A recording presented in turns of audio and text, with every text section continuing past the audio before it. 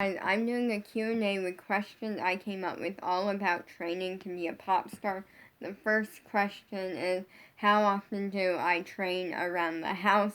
And the answer is, I don't keep track. I sing and I dance around the house, not in a voice lesson or a dance class a lot.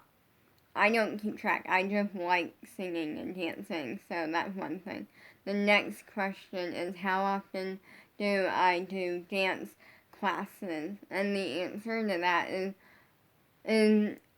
it changes week by week. Some weeks it's one dance class, some weeks it's two, some weeks it's like for an hour, some weeks it's for more than an hour. Like, and some weeks I don't have a dance class or something like. It just changes week by week. So, yeah. The next question is, how often do I do voice lessons?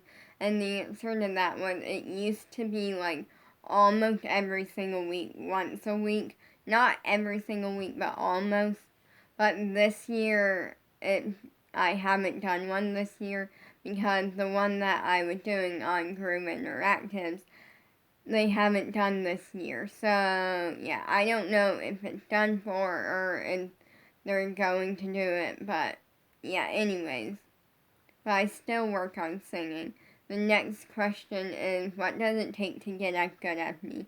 The answer to this is, I'm a really good singer and a really good dancer. And the answer is, some of it came easy for me. Some of it, like, I naturally had the technique. And I naturally was really good at, like, performing. And like, there was just some stuff in singing that came really easy for me.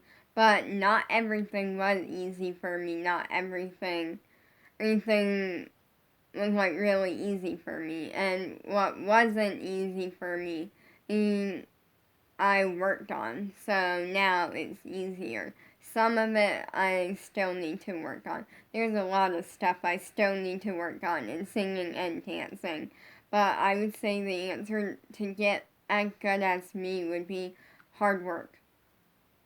That's that's the best answer I can give you.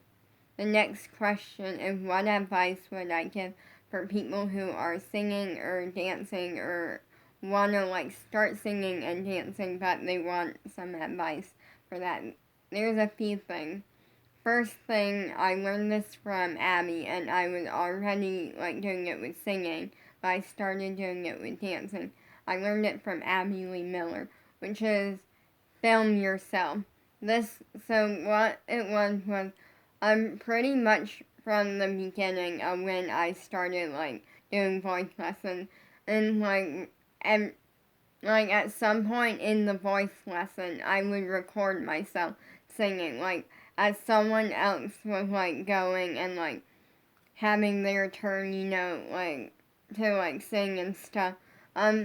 I would like start like I would film myself singing, and I would film myself singing like loud enough to where like you could hear it in the video.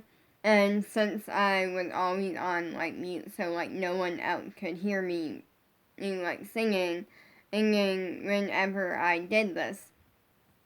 And what I mean by that is all of the voice lessons I did was on Zoom.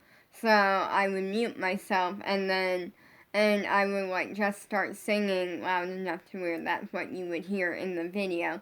And then I would like watch it back, like when I was done with the voice lesson or something. I would watch it back and I would hear how I sounded, and I would learn like what I need to work on and what I did really well. But Abby gave me the advice to like do that with singing and dancing, and that's really helpful because now I like try to do it like once a week or something. I haven't done it in a while, but it's really good advice because then you can film yourself, and then it's like when you film the video, you can watch it back later and see what you need to work on or what looks good or what has improved and stuff. So that's one piece of advice I would give is film yourself and then watch the video back, and you can learn something from it. Another thing, I'm trying to think here of like some other advice. Another thing is there's nothing like a good dancer to make another good dancer even better. Well, I don't know this is true in every case, but I know it worked for me, and this was something that a lot of dance teachers I worked with have gave me this advice, and I love this advice. When they first said it, I didn't understand what they meant until after a while I learned what it meant, and what that means is that I'm gonna tell you a story.